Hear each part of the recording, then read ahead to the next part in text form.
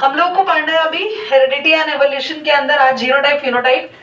Genotype का मतलब होता है जीन्स को रिप्रेजेंट कैसे करते हैं। फॉर एग्जाम्पल किसी का हाइट का हमें जीन बताना है, वो टॉल है तो हम उसकी जीन को ऐसे लिख रहे हैं टी, कैपिटल टी दोनों डोमिनेंट जीन है,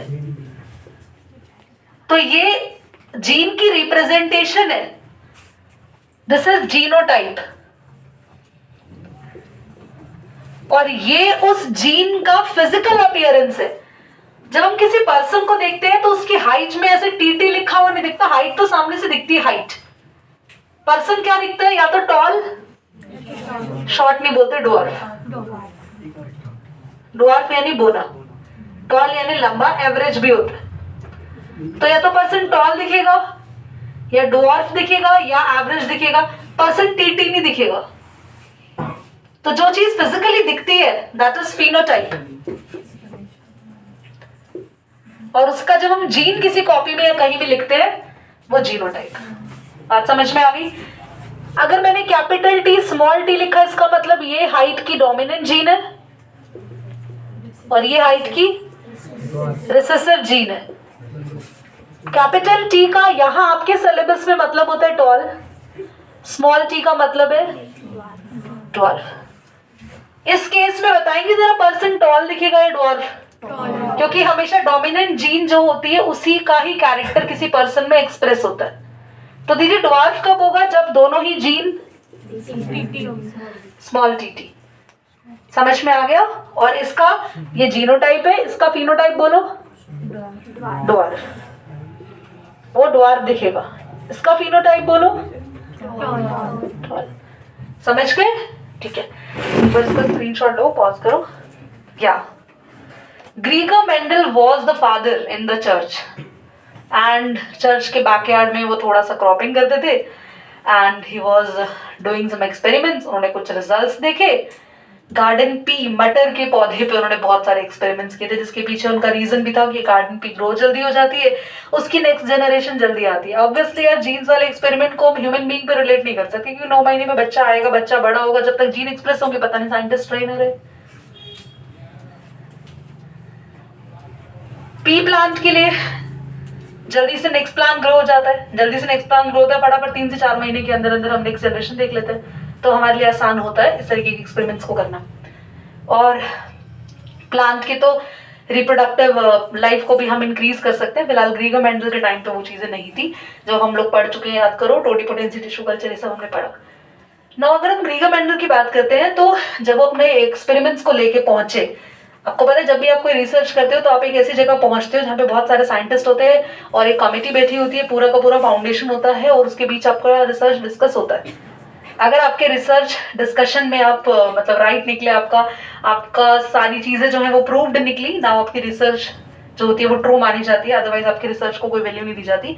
और ग्रीगर मेंडल वाज अ साइंटिस्ट, उनकी जीते जी उनकी रिसर्च को कोई वैल्यू नहीं दी गई and he term to be, उनकी मतलब बातों को मजाक बनाया गया कि ये चीजें नहीं है, जो आप बातें कर रहे हो ऐसा होता नहीं है। मतलब उस टाइमिंग पे ना, मैं आपको बोलूं वो टाइम था डार्विन का, बहुत सारी चीजें डार्विन पे हो रही थी, बस पूरे वर्ल्ड में डार्विन डार्विन नाम हो रहा था। एवोल्यूशन के बारे में बहुत ज्यादा रिसर्च हो रही थी, एवोल्यूशन के बारे में लोग पढ़ रहे थे।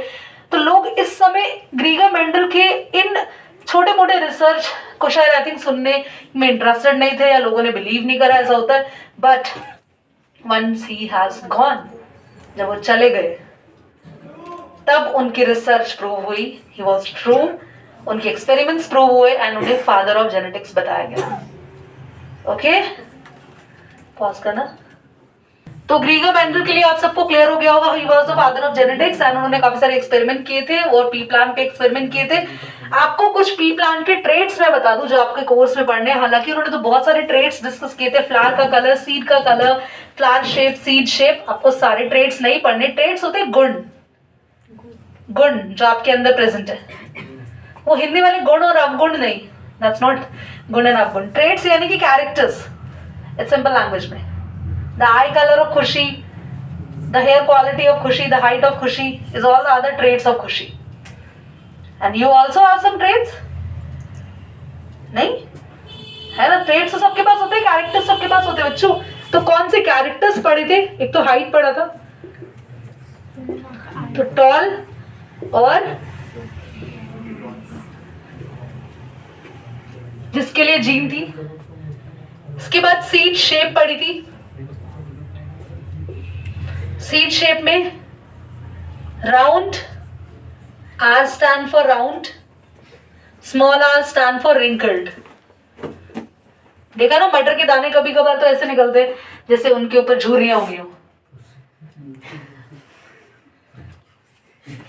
प्लीज, देखा नहीं है, रिंकल्ड होता है सीड कभी कभार, प्रॉपर राउंड होता है, राउंड सीड। उसके बाद सीड मेरे ख्याल से एक आपके पास है येलो ग्रीन का, पॉड कलर। व्हाट्स पॉड बच्चों? Really you don't know what's pod? Pod is the मटर का छिलका जिसके अंदर वो होता है, दैट्स पॉड। और मटर के दाने सीड होते हैं। मटर के दाने जो आप खाते दैट्स सीड, एंड वो मटर पूरा pod that contain seeds. Pod colour is either green और ठीक है बच्चों। और हम लोग यहाँ पर इसकी डिनोटिंग्स एक बार देख लेना, क्वेश्चन में जैसे गिवन होंगे उस अकॉर्डिंग करेंगे। वैसे WW में लिखवा रही हूँ फॉर नॉलेज, बट हाँ जैसा मैं आपको क्रॉस कराऊंगी, जैसा क्वेश्चन में सिंबल गिवन होगा उस सिंबल को हम ले लेंगे। क्या ये क्लियर है आपको? Take a screenshot and give it a pause.